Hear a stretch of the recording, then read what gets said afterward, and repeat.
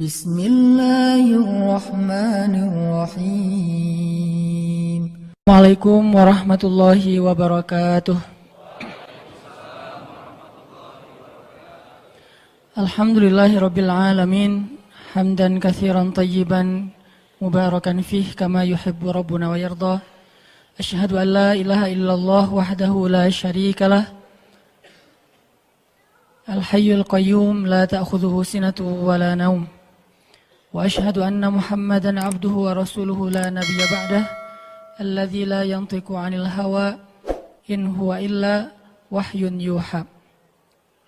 Allahumma salli wa sallim wa barik ala sayyidina wa habibina wa maulana Muhammadin kama dzakarahu adh-dzakiruna al-akhyar. Wa salli wa sallim wa barik ala sayyidina Muhammadin makhtalafa al-lailu wan nahar. Wa salli wa sallim wa barik ala sayyidina wa habibina Muhammadin wa ala al-muhajirina wal ansar. Radina billahi rabba wa bi Muhammadin nabiyya wa bil islami dina. Rabbi syrah li sadri wa yassir li amri wahlul 'uqdatan min lisani yafqahu qawli. Teman-teman yang dirahmati Allah Subhanahu wa taala, puji syukur kepada Allah untuk nikmat bisa duduk di dalam rumah Allah Subhanahu wa taala. Kita nongkrong sejenak di tempat terbaik, tongkrongan yang insya Allah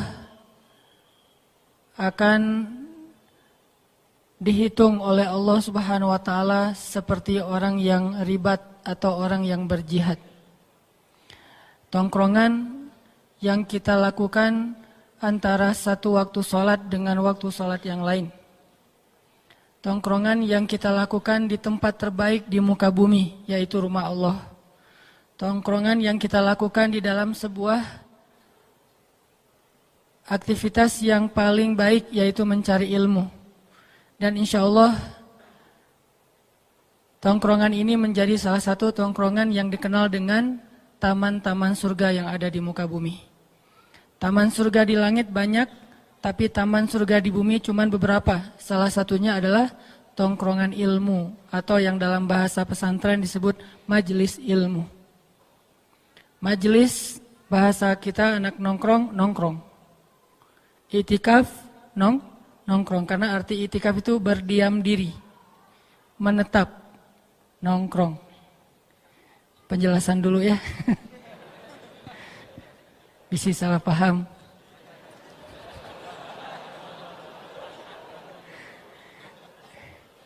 Dan ini adalah sebaik-baik tongkrongan insya Allah, walaupun kita tetap respect dengan tongkrongan-tongkrongan teman-teman yang lain di tempat main, di kafe dan seterusnya. Karena kita punya prinsip no judgment, kita nggak berani menjudge orang lain. Walaupun kita melihat secara zahir mungkin yang dia lakukan itu adalah sesuatu yang biasa aja. Tapi siapa tahu ada hal yang kita nggak tahu, ternyata dia bernilai pahala di sisi Allah. Kayak misalnya ada orang yang kalau kita lewat selintas, orang lagi nongkrong nih, kita lewat selintas, kedengaran dia lagi ngobrol tentang masalah apa kabar Ronaldo di Juventus misalnya. Jadi cuma ngobrolin masalah bola doang. Apa hukum bicara tentang bola? Mubah kan? Karena al-aslu fil asya ibahah. Awal atau segala sesuatu itu pada dasarnya boleh, kecuali ada larangan yang menghalanginya. Kalau dalam ibadah semuanya tidak boleh kecuali ada perintah yang memerintahkannya. Jadi ngobrol masalah bola boleh, ngobrol masalah kuliner boleh, ngobrol masalah kosmetik boleh, ngobrol masalah olahraga apapun, main komunitas, boleh-boleh aja, karena semuanya mubah. Tapi yang boleh ini, yang tadinya nggak berpahala atau juga nggak dosa karena statusnya mubah, nggak berpahala, nggak berdosa, kita nggak tahu. Kadang-kadang sesuatu yang mubah, yang tadinya nggak berpahala, karena beberapa hal ternyata dia bernilai mustahab, disukai dan berpahala. Apa alasannya Ustadz? Dari yang mubah bisa jadi berpahala. Salah satunya adalah misalnya kita lagi ngajak teman kita buat sama-sama belajar agama. sama-sama belajar hijrah. Kita nggak boleh nunggu dia hanya di masjid. Karena kalau udah di masjid nggak perlu diajak lagi kan. Kita yang harus ngedatengin dia, kita harus dekat sama dia, kita harus jalan dulu sama dia selama apa yang kita lakuin itu tidak melanggar syariat. Kita jalan sama dia tapi kita nggak minum. Kita main sama dia tapi kita nggak ninggalin sholat. Kita misalnya nongkrong sama dia tapi kita nggak membuka aurat dan seterusnya dan seterusnya. Kemudian pas lagi nongkrong kayak gitu, pelan-pelan kita ambil hatinya sampai akhirnya dia merasa nyaman karena dia tahu kita udah sering nongkrong di masjid. Akhirnya dia mulai nanya tentang masalah agama ke kita. Kalau menurut kamu yang udah sering belajar, ini boleh nggak ya hukumnya? Kita jawab, wah aku juga baru belajar, nggak tahu hukumnya. Mending kita belajar sama-sama aja, aku juga penasaran hukumnya apa, kita tanya aja sama Ustadz. Kebenaran besok atau lusa atau nanti ada tuh taklim yang santai, yuk kita ikut bareng-bareng, soalnya aku nggak ada temen. Atau bisa aja, oh ternyata di sana tuh banyak teman-teman kita. Kalau bahasa anak Bandung kan barudak hungkul ya. Jadi ternyata bukan orang lain, itu mah anak-anak main kita juga yang pada nongkrong di sana. Sehingga dia merasa nyaman. Akhirnya tongkrongan yang tadi awalnya mubah menjadi mustahab. Bahkan sesuatu yang ma'jur, yang berpahala di sisi Allah SWT. Ini kenapa saya selalu mengkampen hashtag no judgment. Nggak boleh menghakimi terlalu dini. Kemudian respect to other. Kita coba untuk menghargai orang lain. Kalaupun kita melihat dia berbuat dosa sekalipun, kita nggak boleh langsung menghakimi dia ahli neraka. Kenapa? Karena bisa jadi hari ini kita lihat dia bikin dosa, mungkin nanti malam dia udah tobat. Tadi siang kita lihat nih dia bikin dosa. Memangnya kita tahu malamnya dia bakal kayak gimana. Padahal Nabi bilang Allah membuka pintu ampunan di malam hari untuk orang yang berbuat dosa di siang hari. Allah menyediakan ampunan di siang hari untuk orang yang berbuat dosa di malam hari. Jadi setiap hari itu Allah buka pintu ampunannya. Walaupun sebetulnya 24 jam, tapi ini simbol bahwa Allah itu menunggu kita. Siang bikin dosa, Allah tunggu malam untuk taubat. Malam bikin dosa, Allah tunggu siang untuk taubat. Bisa jadi teman yang kita lihat siangnya bikin dosa, malamnya udah taubat. Terus kita yang berburuk sangka, menjudge, menghakimi dia, bisa jadi kita justru menanggung sebuah ucapan yang tidak terjadi pada dia atau tidak layak untuk dia. Dan itu dikenal dengan fitnah, atau bahasa lebih tepatnya lagi buhtan, kebohongan, atau juga dikenal dengan ghibah kalau itu benar. Jadi kita nggak bisa menjudge. Jadi tetap walaupun kita meyakini sesuai dengan hadis-hadis Nabi bahwa sebaik-baik tempat di muka bumi adalah masjid, tapi kita tidak membuat gap bahwa kalau kita udah berada di masjid berarti yang di luar masjid itu tidak sebaik-baik tempat. Berarti yang di kafe tidak sebaik-baik tempat. Berarti yang di tempat main tidak sebaik-baik tempat. Seolah-olah itu rugi, hina, tidak berpahala, dosa. Tidak selalu seperti itu. Selalu ada dawabit dalam Islam itu. Arti dawabit kondisional, pengecualian-pengecualian yang bahkan merubah hukum. Karena al-hukmu taduru ma'al illah wujudan wa adaman. Hukum itu tergantung alasannya. Adanya alasan, adanya hukum, tidak ada alasan, tidak ada hukum itu kaidah fikih. Persepsi fikih namanya. Ada hukum fikih, ada persepsi fikih. Persepsi fikih ini kalau di pesantren itu dikenal dengan istilah belajar usul fik. Kaidah-kaidah fikih. Dari usul fik, persepsi fikih, akhirnya lahirlah sebuah produk-produk fikih yang dikenal dengan hukum atau fatwa. Nah, fatwa, hukum tergantung illah. Illah itu alasan. Illah itu penyebab. Illah itu kondisi. Sehingga menjadikan sesuatu itu halal ataupun haram. Bahkan kadang sesuatu yang haram berubah statusnya menjadi boleh, bukan halal tapi boleh dalam kondisi tertentu. Kenapa? Karena ad-darurah tubihul mahzurah. Sesuatu yang darurat bahkan kadang membolehkan yang tidak boleh. Jadi yang haram menjadi mubah, bukan menjadi sunnah ya. Karena kalau sunnah kan harusnya banyak ya. Kayak misalnya yang haram tuh sebutlah daging ataupun hewan yang diharamkan dalam Islam. Terus kita kelaparan di padang pasir, kelaparan di hutan, buat teman-teman yang hiking mungkin nauzubillah terjebak karena gempa atau apa, akhirnya kehabisan makanan, harus makan apa yang mereka temuin, ketemu babi hutan. Udah berburu yang lain gak nemu, akhirnya cuman itu yang mereka dapat dan mereka dalam kondisi yang hampir mati. Akhirnya mereka potong tuh babi, mereka makan untuk hanya mengganjal perut mereka supaya nggak lapar dan mati. Itu namanya boleh. Tapi kalau yang namanya sunnah, makan sebanyak-banyaknya. Makin banyak, makin berpahala. Jadi bukan sunnah hukumnya, tetap aja boleh doang dalam kondisi tertentu. Jadi kita lihat alasannya. Sama kayak misalnya gini teman-teman. Kita lagi ngobrol sama teman-teman ya. Bisa di grup, WA, Telegram, atau kita lagi kayak ketemuan, kopdar gitu. Lagi ngobrol kopdar gitu, tiba-tiba ada salah satu teman kita mulai mancing. Atau dia spontan keceplosan ngomongin aib temannya yang lain. Apa istilahnya? Gibah. Dia spontan ngegibah, ngomongin tentang temannya, aib yang ada pada diri temannya, yang kalau dia dengar dia bakalan malu, itu namanya gibah. Dan terus kan tugas kita adalah unsur akhaka zaliman au mazlum. Tolonglah saudaramu yang zalim atau yang terzolimi. Menolong yang terzolimi maklum kata sahabat, tapi menolong yang menzolimi gimana ya Rasul? Hindarkan dia dari perbuatan zalim, perkataan zalim. Itu cara nolong orang yang zalim. Nah, ketika kita ngelihat ada teman kita ngobrolin teman yang lain tentang aib-aibnya, kan tugas kita adalah apa? Nolong dia kan? Bukan hanya bahasa, saya lebih coba untuk memakai istilah nolong dia daripada mencegah kemungkaran. Karena mencegah kemungkaran ini ada kondisi tertentu. Kita nolong dia, unsur akhaka, karena saudara kita sendiri. Zaliman au mazlum. Tolonglah saudaramu yang menzolimi atau yang terzolimi. Nah dia sekarang dalam status ngezolimin. Yaitu ngebicarain aib temannya. Terus gimana cara kita nolong? Cegah dia dari bicara aib orang lain kan ya? Cara mencegahnya gimana? Cara mencegahnya banyak, salah satunya dengan kita sampaikan, oh itu gibah nggak boleh. Cuman kadang-kadang ada orang yang ketika di ngomongin kayak gitu, sebetulnya dia udah tahu. Cuman enak aja kan ngomongin aib orang lain tuh kadang-kadang rasanya kayak renyah-renyah gurih gitu kan.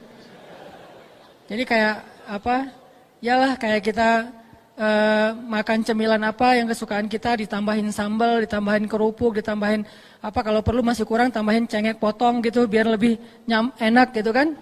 Itu kayak makan mie instan banget, kasih cengek. Itu ngomongin orang lain. Sehingga kayak enak gitu walaupun kita tahu ini nggak sehat loh, tapi makan juga kan.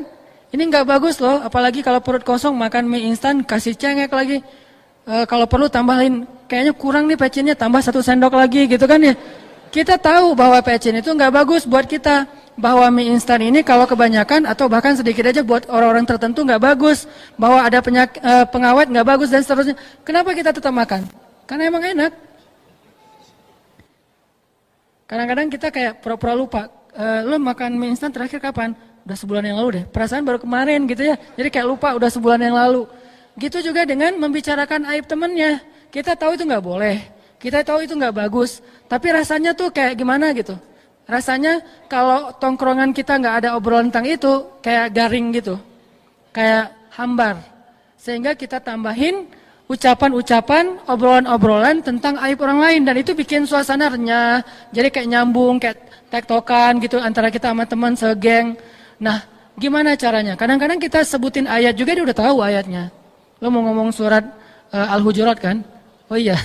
Gue udah hafal. Terus ngomongin hadis dia udah sering dengar nasihat. Caranya kadang walaupun ayat dan hadis itu pastinya udah paling ideal lah ya. Tapi ada kondisi kadang yang paling efektif justru kita ganti topik yang lain. Topik apa? Topik yang dia suka. Kadang dia sukanya tentang masalah olahraga, kadang dia sukanya masalah main, kadang dia sukanya masalah kuliner, kadang dia sukanya masalah entertain atau apapun lah ya, selama itu tidak melanggar syariat, justru sesuatu obrolan yang tadinya hukumnya mubah doang, nggak berpahala, nggak dosa, tapi dengan konteks pengen mengalihkan orang dari gibah, malah menjadi sesuatu yang berpahala. Apakah kita tahu? Kan kita nggak tahu. Makanya tidak boleh kita menjudge orang lain hanya dengan sekilas tanpa tahu detailnya. Nggak bisa. Apalagi menjudge sejarah. Karena sejarah kita tidak hadir pada masa itu.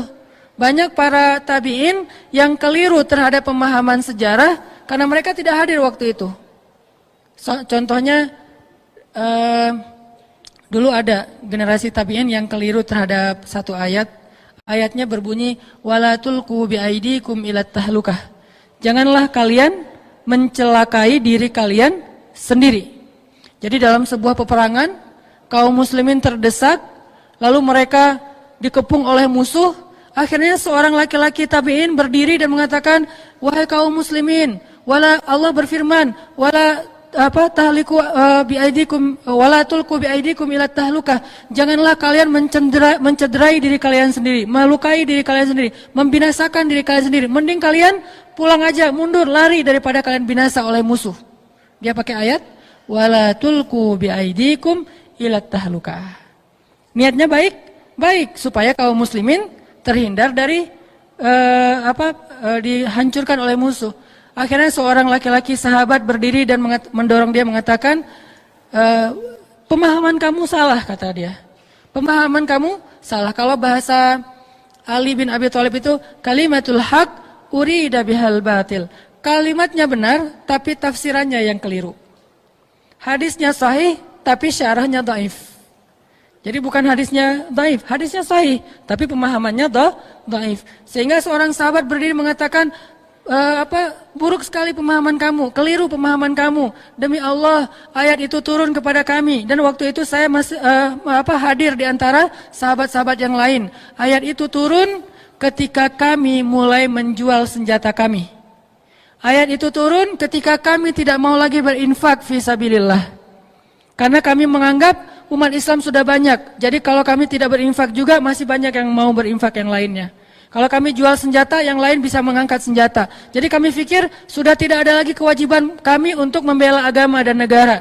Karena kaum muslimin sudah banyak. Turunlah ayat wala tulqu biaidikum ilat tahlukah. Janganlah kalian membinasakan diri kalian sendiri. Artinya, gara-gara berhenti berjihad, kalian binasa, itu maksudnya. Kebalikan dari pemahaman tabi'in ya. Kok bisa? Karena tabi'in tidak hadir ketika ayat itu turun. Sahabat hadir ketika ayat itu turun. Nah, inilah pentingnya membaca tafsir, membaca asbabun nuzul, membaca sirah nabawiyah. Kalau perlu teman-teman kalau baca sirah, jangan yang tipis-tipis. Baca yang tebal. Kenapa? Dalam sirah tebal itu banyak adegan detail.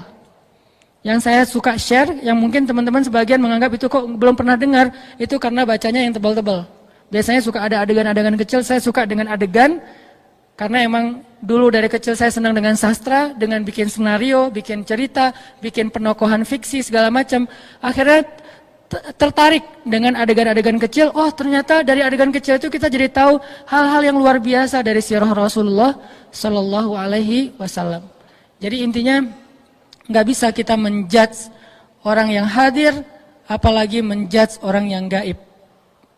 Orang yang hadir artinya yang kita lihat dia berbuat dosa aja nggak bisa dijudge. Siapa tahu dia udah tobat, atau siapa tahu kita salah lihat. Siapa tahu yang dia lakukan bukan dosa, yang dia lakukan bukan sia-sia. Sehingga tetap teman-teman kita duduk di masjid, tapi kita respect sama teman-teman kita di luar masjid. Kita hadir di ta'lim, tapi kita respect dengan teman-teman kita yang lagi main, yang lagi di jalan, yang lagi di mall. Karena Islam itu fair. Dan wala tuzakku anfusakum. Janganlah kalian menganggap diri kalian doang yang paling suci. Huwa a'lamu bimanittaqo. Allah lebih tahulah siapa yang paling bertakwa di antara kalian. Teman-teman yang dirahmati Allah Subhanahu wa taala, kita bersyukur bisa nongkrong di dalam rumah Allah ini.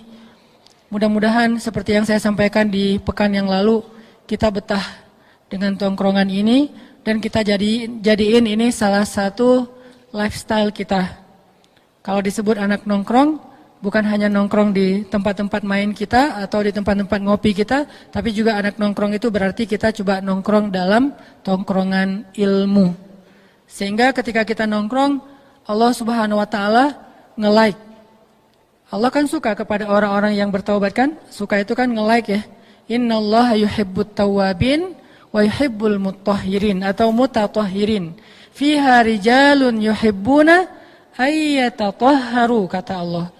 Di dalam masjid itu, walaupun konteks ayatnya itu Masjid Quba, tapi berlaku untuk semua masjid yang dibangun dengan dasar ikhlas. Di dalam masjid itu rijalun, banyak sekali orang yang yuhibbuna ayyatatahharu, pengen membersihkan diri, pengen belajar bertaubat, pengen belajar berhijrah. Dan kata Allah, Allah yuhibbul mutatahhirin, Allah suka kepada mereka. Berarti kalau kita nongkrong di dalam rumah Allah, Allah nge-like banget sama kita. Apakah sekedar itu? Itu aja udah luar biasa. Ditambah lagi, Allah akan mengutus malaikat untuk nge-follow kita. Ngapain malaikat nge-follow kita? Ngedoain kita. Kalau dalam bahasa sosmed, nge-komen. Tapi isi komennya itu doa semuanya. Gak ada satupun malaikat yang hate kepada kita. Semuanya komen, Allahumma gfir lahu warham. Ya Allah ampunkan dosanya, ya Allah sayangi dia. Ya Allah ampunkan dosanya, ya Allah sayangi dia. Jadi kalau setiap pekan kita hadir dalam tongkrongan ilmu, berarti setiap pekan tuh malaikat ngedoain kita loh teman-teman. Dan insya Allah sekarang kalau kita ikhlas karena Allah duduk di sini nih, dari sejak tadi teman-teman masuk ke dalam masjid, bahkan keluar dari rumah, sampai nanti kembali ke rumah, malaikat tuh nge-follow teman-teman sambil ngedoain. Nge-follow itu artinya ngikutin terus. Kemana teman-teman melangkah diikutin sama malaikat, selama teman-teman tidak melakukan dosa dan sampai ke rumah. Jadi dari berangkat keluar dari rumah sampai ke rumah, selama kita nggak ngelakuin dosa, malaikat itu menyertai kita terus, nge-following kita terus sambil, ya Allah ampunkan dosa dia, ya Allah sayangi dia, ya Allah ampunkan dosa. Dan semua doa malaikat itu pasti dikabulkan oleh Allah. Jangankan doa malaikat, doa kita aja Allah pasti mengabulkan, apalagi sosok malaikat yang tidak pernah berbuat dosa. La ya'sunallaha ma amarahum wa yaf'aluna ma yu'marun. Dan Allah pasti mengabulkan setiap permintaan malaikat. Berapa malaikat yang meminta, sebanyak itu juga doa yang diijabah sama Allah. Misalnya dalam satu tongkrongan ilmu kayak gini nih, ada 70.000 malaikat yang nge-following kita. 70.000. 70.000 malaikat masing-masing bilang Allahumma gfir lahu warham. Allahumma gfir lahu warham. Allahumma gfir lahu warham. Dan itu nggak berhenti teman-teman. Kalau taklim kita selama 1,5 jam, berarti selama 1,5 jam berapa kali malaikat minta ampun untuk kita, berapa kali malaikat minta Allah sayang sama kita. Dan itu baru satu malaikat, dikali 70.000 malaikat. Adakah tongkrongan yang lebih berharga daripada tongkrongan ilmu? Sehingga kita merasa beruntung, walaupun tadi tetap respect sama yang lain, tapi ini tetap yang terbaik ya. Kita beruntung berada di sini ya, bukan kita hebat, Allah yang maha baik memilih kita untuk bisa nongkrong di rumahnya dan nongkrong di dalam majelis ilmu agamanya.